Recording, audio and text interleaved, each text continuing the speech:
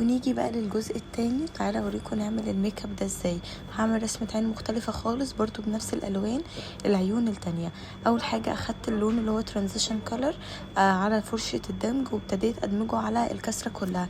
اللون على جملي فاتح، ابتديت اخده زي ما انتوا عارفين، ببتدي ازود اللون واحده واحده. ودلوقتي صغرت البرش وعملت ميكس ما بين البني المحروق وما بين البني الفاتح شويه، وابتديت برضو اثبته عند اول الجفن وكمان عند الكسره بتاعه الكريز. وببتدي اعمل حركات دائريه، وببتدي ادخل اللون على اللون اللي هو ترانزيشن كولر اللي انا حطيته بالشكل ده. وخلي بالكوا علشان انتوا عارفين الالوان الغامقه بتبقى صعبه في الدمج شويه، فادمجي على قد ما تقدري. ودلوقتي ببتدي اجيب اول فرشه انا استخدمتها وببتدي ادمج الاطراف بس.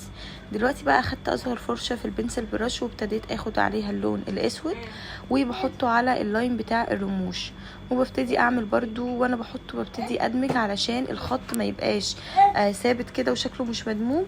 وكمان خلي بالك تاخدي اللون الاسود واحده واحده وتدمجي بحرص علشان اللون الاسود ده ما فيهوش هزار وبيبوظ الدنيا لو اخدتي منه كميه كبيره. زي ما انتوا شايفين انا ببتدي اخد اللون واحده واحده وانا بحطه ما بحطوش بس كده واسيبه، لا بالعكس بعمل حركات دائريه.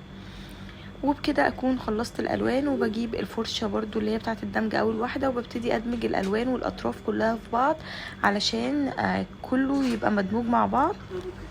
وبالشكل ده ابتديت بقى اخد البرش اللي هي المبططه دي، واخدت اللون الشمر الفاتح عندي اللي هو على شامبين، وابتديت اثبته على اول الجفن المتحرك وببتدي ادخله على اللون المط وببتدي اعمل. ودلوقتي ببتدي ادمج اللون اللي هو الشمر مع اللون المط.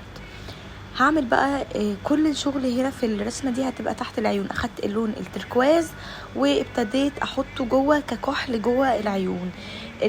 اصلا الكحل لما بيتحط في العين بيدي شكل خطير يا بنات، وبيبقى شكله حلو قوي، وكمان بيبين لون العين قوي، وكمان بيديها شكل جذاب. وبعدين بعد ما حطيت اللون التركواز ابتديت بقى اعيد عليه وابلند الاطراف بتاعته بالفرشه بتاعه الحواجب وكمان باللون البني اغمق لون استخدمته. ببتدي ادمج الاطراف برضو بتاعته لان الحركه دي بتفرق جامد من انك تحطي اللون بس كده وتسيبيه. زي ما انتوا شايفين كده بدمج كل الاطراف، وبعد كده هاخد اللون الجملي الفاتح وهبتدي برضو ادمج بيه الاطراف. دلوقتي بقى اخدت اللون التركواز الشمر وابتديت احطه على اللون كله اللي انا حطيته بس اللون تركواز، وابتديت اعمل بقى حركه كده.